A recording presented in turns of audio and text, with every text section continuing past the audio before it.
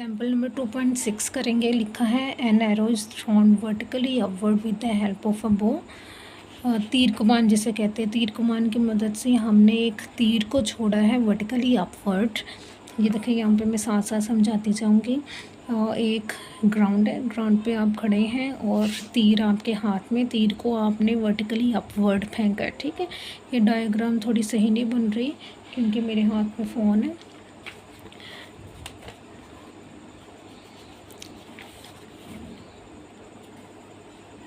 अब ठीक बनी है।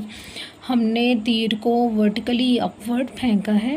उसके बाद है the velocity of the arrow when it leaves the बो इज़ 30 मीटर पर सेकंड। के उसकी इनिशियल वेलोसिटी है 30 मीटर पर सेकंड जब हमने तीर को फेंका है हवा में। ठीक है, 30 मीटर पर सेकंड है, यानी कि गिवन डाटा यहाँ पे लिख लेते हैं। V I equal to 30 metre per second.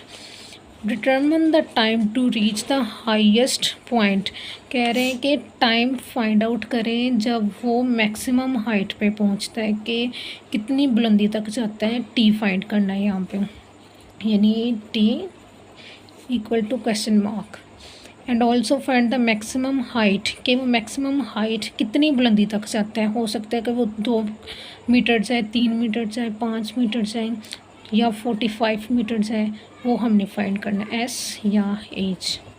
अब यहाँ पे वी एफ 0 क्यों दिया गया है मैं आपको बताती हूँ। जब हमने तीर को, आपने कभी ये ऑब्ज़र्व किया होगा कि जब आप कोई बॉल को फेंकते हैं नीचे से ऊपर की तरफ, यानी कि वर्टिकली अपवर्ड फेंकते हैं, तो एक टाइम आता है कि बॉल जो है थोड़ी देर के बाद नीचे की तरफ आनी स्टार्ट हो जाती है। नीचे क्यों आती है? Due to gravitational force.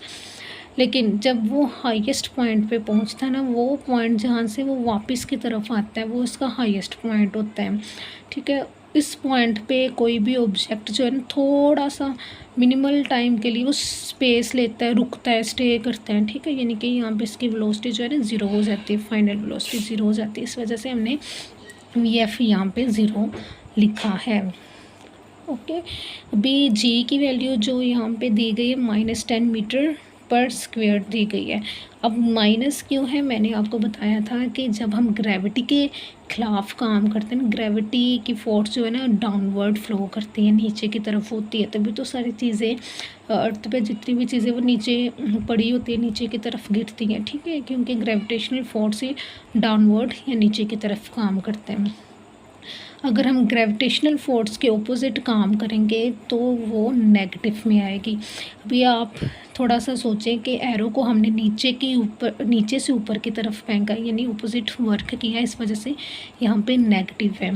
अब जी की वैल्यू पॉजिटिव इस सूरत में होती है जब ग्रेविटेशनल फोर्स और कोई भी ऑब्जेक्ट हमने फेंका उसकी सेम डायरेक्शन हो। फॉर एग्जांपल हमने 2.5 में पढ़ा था ना कि बॉब को हमने थोड़ी सी बुलंदी पे फेंका है, बुलंदी से फेंका, तो वो नीचे की तरफ आया। ग्रेविटेशनल फोर्स और बॉब की जो फोर्स है वो सेम है। ठीक है, इस वजह से जी की वैल्यू पॉजिटिव में होगी। सो ये यहाँ पे आपने याद रखना है, जी की वैल्यू नेगेटिव है। नेगेटिव क्यों है? क्योंकि हमने ग्रेविटी के खिलाफ ऑपोजिट वर्क किया है, इस वजह से जी की वैल्यू नेगेटिव है। अब इन सारे जो हमारे पास डाटा है V F V I T और एच को देखते हुए आप ऑब्ज़र्व करेंगे कि हमने first equation of motion use करनी है। यहाँ पे मैं लिखती हूँ फर्स्ट इक्वेशन ऑफ मोशन।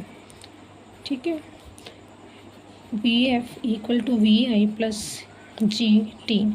हमारे पास वी एफ भी है जो कि है हमारे पास है, वी एफ हमारे पास है 0 और वी आई हमारे पास है 30 मीटर पर सेकेंड प्लस जी की वैल्यू -10 है। ठीक है, और टी हमने फाइंड आउट करना है। अब देखें 0 हमने टी को फाइंड आउट करना है, तो टी इसी तरफ रहेगा, बाकी चीज़ें जो हैं बाकी वैल्यूज़ दूसरी तरफ आ जाएंगी। 0 ये एज इट इज़, यहाँ पे ये प्लस हो रहा है, दूसरी तरफ आके नेगेटिव हो जाएगा। और ये देखें ये मल्टीप्लाई हो रहा है, तो यहाँ पे टी, और इससे बेस्ट वे ये है कि आप पहले फॉर्मूले को अरेंज कर लें। ठीक है, 2 तरीके हैं कि पहले आप वैल्यूज़ पुट कर लें, जैसे कि अभी मैंने वैल्यूज़ पुट की हैं, और दूसरा तरीका ये है कि पहले इसको फॉर्मूले को अरेंज कर लें। हमने इजी वे को फॉलो करना है। जैसे कि देखें, टी मैंने फाइंड करना है, टी को एज इट इज़ लिखा रहने देंगे इस तरफ, और जी जो है, जी और टी मल्टीप्लाई हो रहे हैं और दूसरी तरफ आके डिवाइड हो जाएगा, और ये वी आई हमारे पास प्लस में है, दूसरी तरफ आके माइनस में आ जाएगा, और वी एफ ऑलरेडी था यहाँ पे तो लिखा रहने देंगे वैसे ही। ओके, अब जी की वैल्यू नेगेटिव हमने डाली है तो यहाँ पे नेगेटिव लिख देंगे। Putting the values, V F मेरे पास है 0, वी आई 30 मीटर पर सेकेंड और जी की वैल्यू -10 इक्वल टू टी। अभी देखिए -30 ओवर -10, क्योंकि ज़ीरो का हल तो ज़ीरो ही होता है हमेशा, इस वजह से ज़ीरो को बार बार नहीं लिखते। टी, ये माइनस माइनस से कट गया, पीछे रह गया 30 ओवर 10 इक्वल टू टी, और इन दोनों को डिवाइड करेंगे 30 ओवर 10 इक्वल टू 3, और टाइम का unit seconds, T equal to 3 seconds. इतना टाइम हमें लगा है एरो को ऊपर मैक्सिमम हाइट पे पहुंचाने के लिए। ठीक है, उसके बाद हमने फाइंड आउट करना है मैक्सिमम हाइट। मैक्सिमम हाइट हमने फाइंड आउट करनी है, उसके लिए हम यूज़ करेंगे थर्ड इक्वेशन। देखिए हमारे पास जी की वैल्यू भी है, 2 भी है, एस हमने फाइंड करना है, वी एफ भी है हमारे पास, और वी आई भी है, तो इस वजह से हम थर्ड इक्वेशन यूज़ करेंगे। ये देखिए यहाँ पे मैं लिखती हूँ 2GS equal to VF2 minus VI की 2। अब S हमने फाइंड आउट करना, पहले इसको अरेंज करेंगे, ये थर्ड इक्वेशन है, by using the third equation of motion, third equation of motion. S को ऐसे लिखा रहने देंगे, ये साइड एज इट इज़ रहेगी, VF2 माइनस VI2 ओवर 2 और जी यहाँ पे मल्टीप्लाई हो रहा है, दूसरी तरफ आकर डिवाइड हो जाए।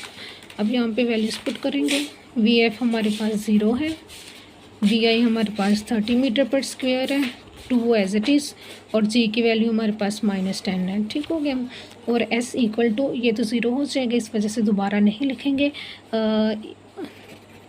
30 इंटू 30 इक्वल टू 900। इनको आप कैलकुलेटर पे भी लिख सकते हो अगर मुश्किल लगे आपको। 900 ओवर में आ जाएगा 2 इंटू -10 इक्वल टू -20 आ जाएगा। ओके, और ये माइनस एज इट इज़, अब इस चीज़ को भूलना नहीं है, ये माइनस माइनस से कट गया, इन दोनों को डिवाइड करोगे तो 45 मीटर आ जाएगा, मतलब एस इक्वल टू 45 मीटर, यानी मैक्सिमम हाइट इसकी 45 मीटर है। कितने मिनट पे जाता है? 3 सेकंड्स पे वो 45 की हाइट पे जाता है। ये इसका न्यूमेरिकल सॉल्व हो गया। अगर मुश्किल लगे फिर से आप पूछ सकते हो, I will guide you proper again and again.